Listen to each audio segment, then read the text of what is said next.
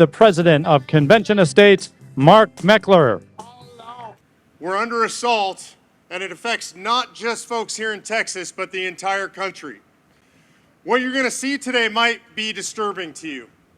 You're going to see some images up on these jumbotrons, and I want to warn you in advance that some of these images are going to bother you. I've seen them in advance. I don't like them. I hate to have to show them, but it's important that we understand the reality. I'm telling you this in advance because if you have young children here, if you're particularly sensitive to violent images, we're going to give you appropriate warnings at the appropriate time, and I would suggest that you turn your children away or walk away from these images. But if you can stomach them, I would suggest you watch them. Because the crisis that has befallen this country is being hidden from the American people. We talk about human trafficking. I don't think we have human trafficking in this country. We have modern day slavery in this country. And we're not going to whitewash it anymore. We're a country that had a dark history of slavery, and we're proud of what happened in the 1860s, and we drove slavery out of the country, but it exists today. In the country today, we have over 70,000 people a year dying of the scourge of fentanyl. 1 every 7 minutes, more people a year than died, more Americans than died in the entire Vietnam War. That's going on in our country today, right now. Our ranchers being overrun, driven off their properties, facing violence and unimaginable situations every single day. Our towns being overrun, our educational institutions being overrun by illegal immigrants because our government has chosen to turn a blind eye and encourage illegal immigrants to come across an open border. But we're here to say one thing to our government, the federal government, and here in Texas, we're not going to take it anymore, are we?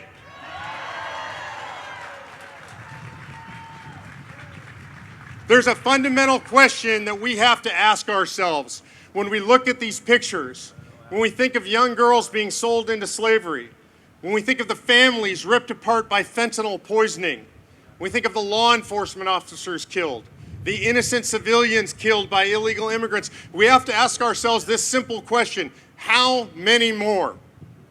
And I would encourage you to do something, and that is take out a piece of paper when you get home, and on that piece of paper, I want you to write something down.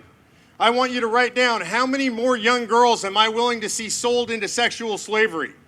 I want you to write down, how many more families am I willing to see ripped apart by fentanyl deaths? What's the number? 0.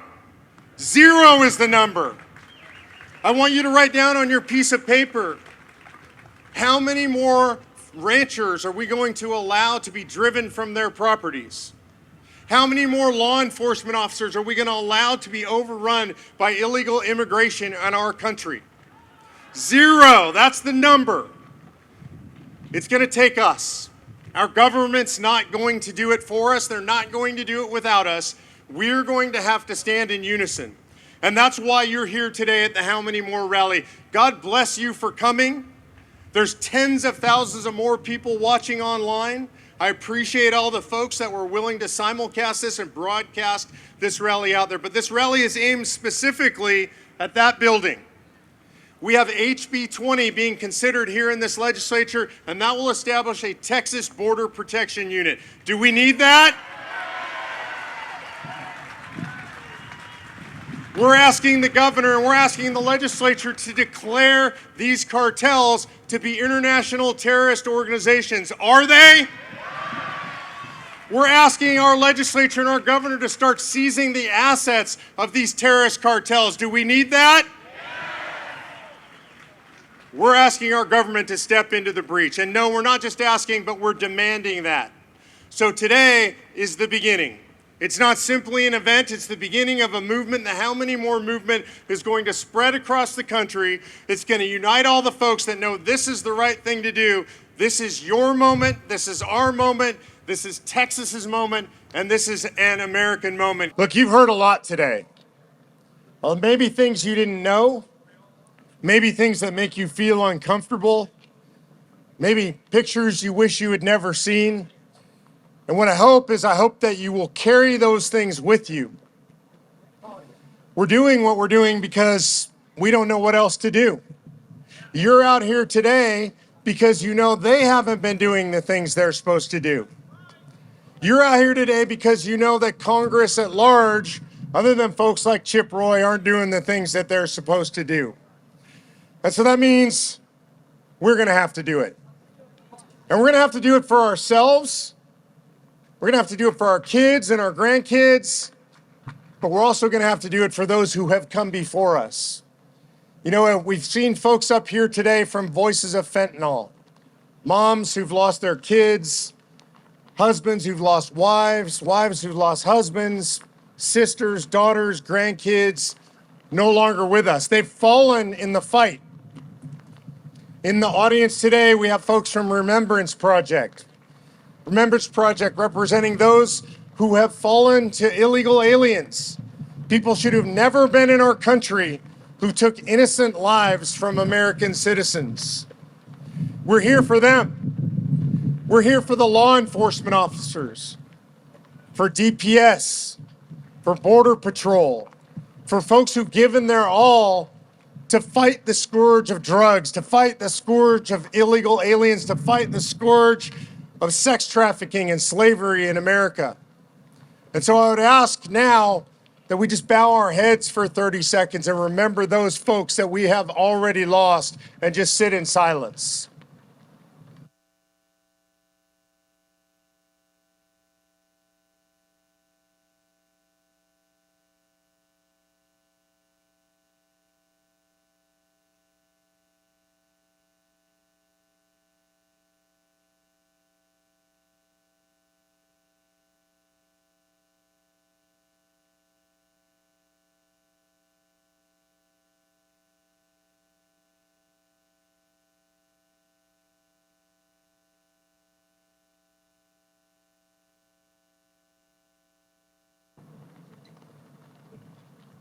That silence might be uncomfortable for you.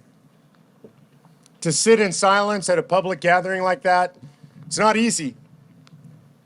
But imagine the pain if you're one of those people that lost a loved one. It's a lot more than uncomfortable. And that means that if we actually care about that, if we actually believe in the things that we've said here today, if we actually respect the heroes that have been willing to walk across this stage, people who put their lives on the line, people like Laura Logan that's been all around the world in combat zones to tell you the truth, people like Mark Morgan that are willing to put their reputations on the line, people like Chip Roy that are willing to go out there and fight for us in the swamp of Washington, D.C. If you respect those people, if you honor those people, then it means that you personally will engage in the fight. It's not an easy fight. The fight that we begin today, where we join with people who've been in that fight for a decade or more, Dr. Vickers, who've been in that fight for 16 years. If we're going to stand with those people, and we're going to be worthy of standing with those people, then we have to commit. John Quincy Adams, you know that name, President of the United States of America, son of John Adams. After he was president, he went and served in the United States Congress. Most people don't know that story. Imagine that. President of the United States of America. And then he leaves office, and rather than retiring, he goes to serve as a backbencher in Congress. And he does it for one reason only. Because in that time, slavery was all over America. It dominated the South. And he found it abhorrent. And it wasn't a time in our history when people were likely to get rid of slavery, but he went to Congress and he became known as the hellhound of abolition. He didn't want to talk about anything else in Congress. In fact, they passed the John Quincy Adams Censure Act so that if he spoke about abolition anymore, they would censure him. So he spoke about abolition so that he could speak about abolition at his 5-day censure trial. Got to admire a man like that. 17 years he served in the Congress of the United States of America. 17 years advocating for that which he believed was the absolute right thing, to remove that stain, the stain of slavery from America. 17 years he labored in vain. He died on the floor of the House of Representatives. If you go there today, you can find a plaque where he fell. It's actually now in Statuary Hall. And he was removed from the floor, actually died in what's now the women's cloakroom. And when he died, slavery still existed in the United States. Before he died, he was approached by a reporter. And the reporter asked him a question. He said, Mr. Adams, you're very frustrating to all of us. To journalists, because you never say anything new or interesting. To your colleagues, because everybody knows we're not going to get abolition. Not now, maybe not ever in this country. That's all you want to talk about. Why do you keep doing it? And Adams responded, duty is ours, results belong to God.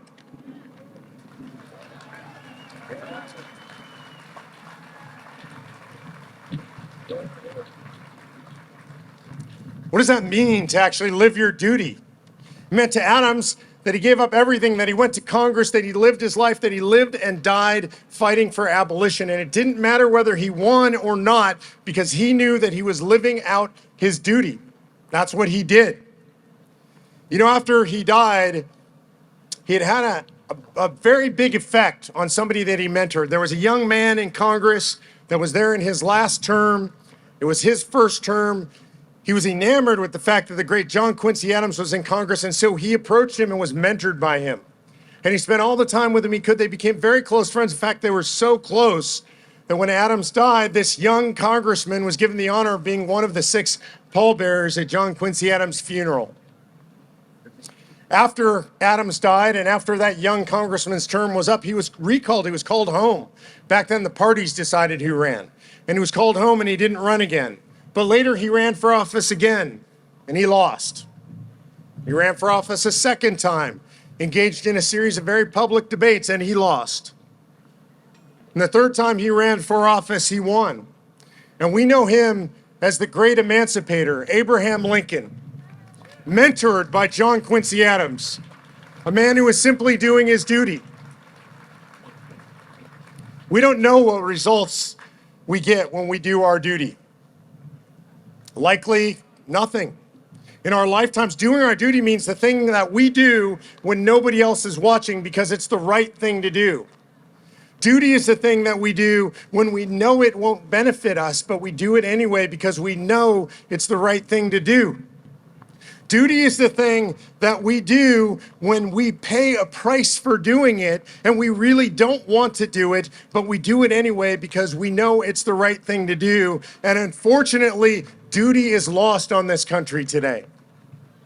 The men and women in our armed forces, law enforcement officers, first responders, those are people who rush into the sound of gunfire, rush into the fire, rush in when there's been an accident. Those people understand duty, but for most, for our culture, duty is lost. And if we're going to save this country, we have to recover the concept of duty. In the Declaration of Independence, it says that we pledged to each other, we pledged our lives, our fortunes, and our sacred honor. I could pull out any one of those phrases and you would all remember the other phrases. We have those memorized. They're written on our hearts as United States citizens, as Americans. Lives, fortunes, and sacred honor. But what did they pledge them to? This is really an interesting thing. I discovered this literally. I have the Declaration of Independence on the wall of my office, hand calligraphied, a gift from a good friend in Midland, Texas. And I was reading it one day and I realized that I didn't know what I had just read. I'd never seen it before. Did they pledge their lives, their fortunes, and their sacred honor to God? That would have been a good pledge. Lives, fortunes, and sacred honor to the country? Nope, not that either. Lives, fortunes, and sacred honor to the flag of the nascent country? No. To the great General Washington, the general, the indispensable man, the general of the Continental Army? No, not to him either. They pledged their lives, their fortunes, and their sacred honor to each other. To each other. I think that's an extraordinary moment in American history. They understood what Ben Franklin would later say, which is, We have to hang together, or most assuredly, we shall hang separately. We live in such a moment right now. There are Americans sitting in prison for things that are not crimes because they were in Washington, D.C. on January 6th. There are people being persecuted by the federal government, by the IRS, by the DOJ, by the FBI. The FBI just admitted that they don't know how many people have the ability and the right to surveil you right now. That kind of persecution exists. And so we damn well better pledge our lives, our fortunes, and our sacred honor to each other, or we're going to lose this country.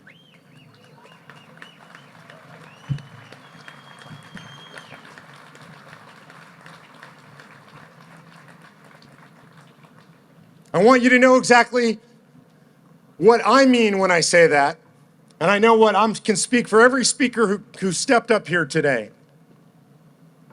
These are men and women that are willing to do what they do despite the risks, despite the odds, despite the financial punishment, despite the surveillance, despite the risk of being thrown in jail, because they have pledged their lives, their fortunes, and their sacred honor, as I do, to you.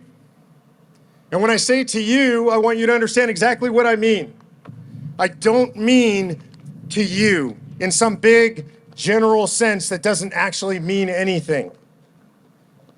What I mean is to you, and to you, and to you, to everybody here, because we're all in this together, and we are either going to save this republic, we're going to cheat history if we stand together, if we pledge our lives, our fortunes, and our sacred honor together, or we are going to lose this republic. So I'm asking you a few things when you leave here, when you drive home today, when you're in the quiet of your own car, when you're looking at yourself in the mirror tonight, as you're brushing your teeth and getting ready for bed, I'm asking you to ask yourself if you actually are willing to pledge your life, your fortune, and your sacred honor to your fellow patriots. And if you are, I'm asking you to do it out loud. I'm asking you to do it out loud right now. Do you pledge your lives, your fortunes, and your sacred honor?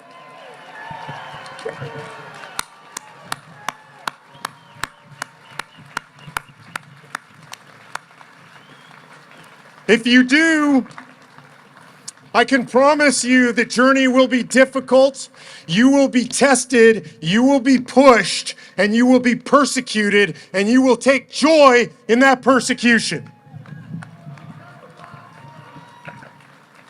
Now, when we leave here today, there's something very important we have to do, because this rally is not about gathering and feeling good. This rally is not about listening to a bunch of inspiring people and going home and telling your family, man, I was sure inspired. This rally is about doing something. And here's what I need you to do. In this building, in this coming week, they will be considering legislation that will put us on a path. It's not the silver bullet, but it will put us on a path to securing our border. Do you want them to secure our border? You're going to have to tell them to secure our border, because there are a lot of people in that building that are going to need the spine that only you can do it. Only you can do it. HB 20 came out of committee this week. HB 20 declares an invasion and creates a border protection unit under the control of Governor Abbott. Do you want that border protection unit? Then here's what you have to do. You have to make the phone call. You have to call your state rep. You have to call your senator. You have to call your governor. And when I say you have to call them, I mean pick up the phone and make the phone calls. Are you guys willing to do that? And if you do it, I can promise you, you're not enough. You're not enough. We're the remnant. But you have to go home and you have to tell your wife or your husband or your cousin or your kids or your friends at church, or the people at work, or people you don't even know on the street, call this damn legislature and get them to pass HB 20. Are you with me? I'm counting on you. Tell them that we want them to declare an invasion. Is it an invasion? Hell yes, it's an invasion. Tell them that you want them to declare that those cartels are international terrorist organizations. Are they terrorist organizations? You tell them that you want them to seize the assets of those organizations. Do we want them to take those organizations down? Yes. So you have to tell them that. See, they only do the things that you tell them to do. They're your employees. They work for you. You pay their salaries. You elected them. And if they don't do the things that you tell them to do, then our job is to throw them out of office, right? Now, here's what I really want to do. What I really want to be doing is when this session is over, I want to be calling all of them. I want to be going on the radio. I want to be going on television. And I want to thank them for being heroes. Wouldn't we rather thank them for being heroes? But that's their choice. Their choice is to be the hero or the zero. And they're welcome to be either, and we're welcome to treat them accordingly, correct? So I'm going to close with this. Whatever happens from here is in your hands. What you do is in your hands. There are three things you can control. You can control who you trust. For me, that begins with Almighty God. That's where it starts for me. I hope it starts there for you. Number two, you can control your attitude about what happens. I can promise you one thing, bad things are going to happen.